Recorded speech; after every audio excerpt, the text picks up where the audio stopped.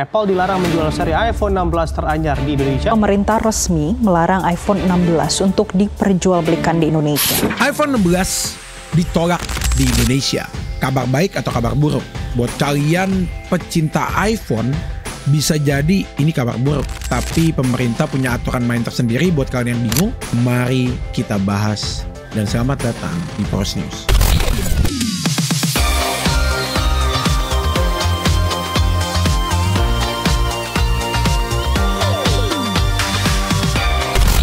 Ngomongin iPhone, di Indonesia tuh smartphone ini jadi salah satu pilihan untuk daily driver para pekerja maupun para pencari spek tinggi, enteng, or maybe nge-game, dan yang terakhir mungkin gengsi. Dan market share sebesar lebih dari 12% ini jadi bukti juga, karena gue juga salah satu usernya nih. Karena gue udah pakai iPhone dari iPhone 11, terus 13, 14, dan sekarang yang gue pegang adalah iPhone 15, teman-teman. Ya, 15 Pro Max. iPhone. Setiap rilis pasti banyak yang trending, di mana fitur barunya yang membuat gue bisa bilang biasa saja. Dan belum lama ini ramai banget berita tentang iPhone 16 gak bisa masuk Indonesia karena ada peraturan bernama TKDN, yaitu tingkat komponen dalam negeri. Simpelnya, iPhone 16 ini nggak memenuhi syarat karena komponen smartphone satu ini nggak dibuat di Indonesia. Karena kan kalau kita lihat iPhone itu made in China. Sebenarnya udah lama pemerintah Indonesia minta Apple buat buka pabrik di Indonesia. Kalau kalian bisa baca beritanya beberapa ya.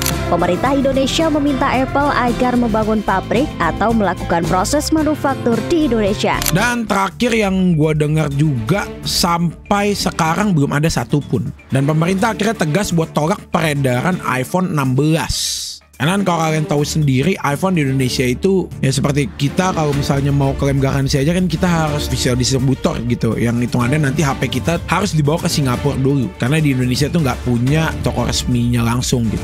Tapi apa emangnya manfaat TKDN itu? Jadi pemerintah kita nggak menyulitkan konsumen sebenarnya, teman-teman. Cuma mau sektor dalam negeri juga ikut naik. Kalau kita pure import terus, ekonomi lokal nggak bisa menggeliat.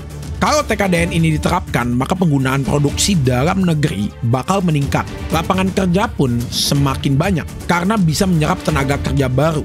Gak lupa juga soal penghematan devisa nih. Jadi uang kita yang berpindah ke luar negeri itu gak banyak. Melainkan uang kita tuh bakal terus berputar di negara sendiri gitu teman-teman ya, untuk ekonominya. Kementerian Keuangan optimistis bahwa ekonomi Indonesia tahun 2024 masih akan tumbuh di atas 5%, tepatnya 5,2%. Walaupun kuartal 3 tahun 2024 ekonomi kita jatuh di bawah 5%. Dan sebenarnya faktanya iPhone 16 itu masih bisa kalian miliki gitu. Mungkin ya kalian bisa beli dari luar ya, masih bisa digunain dengan bayar cukai dan pajak biar email kalian tuh nggak terblokir dan bisa menggunakan kartu SIM Indonesia. Tapi terbatas dalam penggunaan pribadi aja gitu. Tidak boleh diperjualbelikan. Contoh kalian beli iPhone dari luar, kalian jual ke orang lain gitu. Kalau sudah masuk ranah jual beli itu sudah menjadi barang ilegal, dan smartphone itu sendiri atau handphonenya itu bisa diblokir emailnya. Tapi untuk kalian semua yang sangat banget upgrade dan pengen banget punya iPhone 16, sabar ya, pemerintah tuh nggak bakal tinggal diam juga untuk ini gitu. Saat ini mereka lagi nge-push pihak Apple untuk pilih salah satu dari 3 opsi. Yang pertama adalah memproduksi produk Apple di dalam negeri. Ini jelas yang paling diharapkan pemerintah karena nantinya bakal ada pabrik Apple di Indonesia. Dan yang kedua, memanfaatkan layanan aplikasi dari Indonesia. Kalau yang ini harus gandeng third party atau pihak ketiga. Dan sayangnya Apple selama ini cukup dikenal sebagai perusahaan yang lebih suka apa-apa sendiri. Karena mereka bikin iOS, sistem operasi sendiri, bikin aplikasi juga sendiri, inovasi sendiri gitu. Dan yang ketiga adalah mengembangkan skema inovasi. Ini pilihan Apple untuk di Indonesia. Sayangnya realisasi investasi Apple kan kemarin tuh masih belum sesuai dengan komitmen awal ya. Dari total komitmen investasi sebesar 1,71 triliun, Apple masih kurang di angka 204 miliaran lagi. Correct me if I'm wrong ya teman-teman. Dan mengingat investasinya kurang sedikit lagi, ada kemungkinan kita nikmati iPhone 16 di awal 2025. Nggak perlu beli dari luar lagi gitu. Komitmen investasi Apple sebenarnya bisa dipenuhi dengan membangun pabrik di Indonesia. Namun Apple meminta syarat pembebasan pajak selama 50 tahun. Dan kemarin kalau kalian lihat mungkin sempat ada iPhone 16 itu dijual di marketplace maupun yang Pro atau Pro Max. Tapi setelah statement dari pemerintah, seluruh marketplace sudah memblokir akses penjualan smartphone iPhone 16 seri apapun. Kita lihat aja sih ke depannya seperti apa ya. Ya semoga sih bisa ya, karena gue lihat sih dari market share aja ya pengguna iPhone itu sendiri di Indonesia itu cukup banyak. Karena dari gue ada banyak HP, gue ada Android itu gue pakai Asus ROG 8. Untuk dari driver gue nggak main game, gue pakainya buat kerja itu memang udah nyaman di iOS, di iPhone gitu. Kenapa? Karena gini, satu kelebihan iOS ya, aman dari link-link phishing. Jadi contoh, gue suka buka email gue itu ada email bisnis, di dalam email bisnis kadang ada scam juga gitu. Jadi ada yang nawarin something, isinya link scam. Contoh kalau kalian lihat dari histori nyokap gue yang memakai HP Android karena terlalu bebas dan membebaskan kita untuk mendownload aplikasi apa aja, apalagi APK, itu gampang banget kena phishing dari Telegram. Contoh, undangan pernikahan. Di dalam undangan pernikahan tersebut itu ada link phishing yang dimana semua data dari smartphone nyokap gua itu bisa diambil sama penipunya dari data dari data Telegram gitu.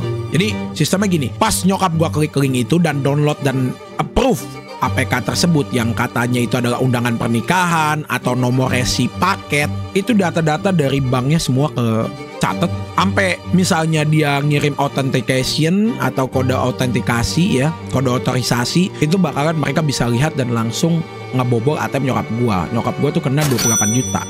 Itu kelemahannya di Android ya menurut gua. Perbedaannya kenapa gua kalau kerja gua memakai iPhone gitu. Ya itulah menurut gua ya teman-teman ya. Jadi menurut kalian gimana? Kabar baik atau kabar buruk? Coba komentar di bawah ya. Tapi menurutku gua setuju sih kalau misalnya dari pemerintah nge-push Apple yang memang duitnya sudah sangat banyak banget dengan produk yang dia jual dengan harganya yang sangat mahal sekali, tidak ada kepala chargernya di dalam kotaknya. Ini sudah memakai USB-C ya, dan tidak ada kepala chargernya iPhone. Itu untuk investasi lebih di Indonesia karena user Indonesia banyak, pertama, dan kedua untuk memajukan ekonomi Indonesia juga pastinya. Dan kita juga sebagai konsumen, currency nggak harus ke Singapura gitu. Ada toko official yang jual iPhone di sini, bukan hanya distributor aja yang kalau misalnya kita tanyakan, kita harus kirim dulu ke Singapura. Itu menurut gue untuk konsumen kurang juga. Dan ketika nanti kalau misalnya ada official store Apple di Indonesia, user-user atau konsumen juga akan enak dan bakal banyak lapangan kerja baru untuk rakyat Indonesia. So dari gua di proses hari ini, itu dia pendapat gua terhadap iPhone 16 di ban di Indonesia. Coba utarakan komentar kalian di bawah biar nanti gue bisa baca dan bisa gua bahas di next Pros News. Thank you buat kalian semua udah nonton. Sampai jumpa. And I'm Dylan Pros signing out. Cheers. Stay pros. The next generation of iPhone starts now. This is iPhone 16 Pro with Apple Intelligence. A new powerful, private, personal intelligence system deeply integrated into your phone and across your apps to help you get things done effortlessly.